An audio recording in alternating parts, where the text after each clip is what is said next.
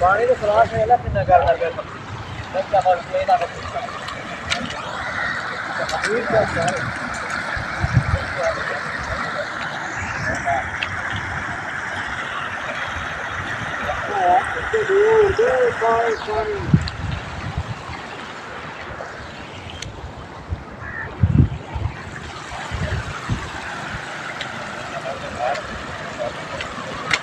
speed check में पानी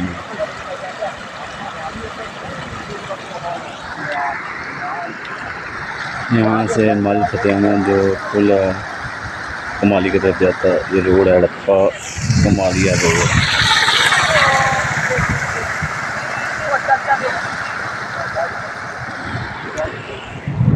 यहाँ से कमालिया का पुल जो है वो तकरीबन 2-3 किलोमीटर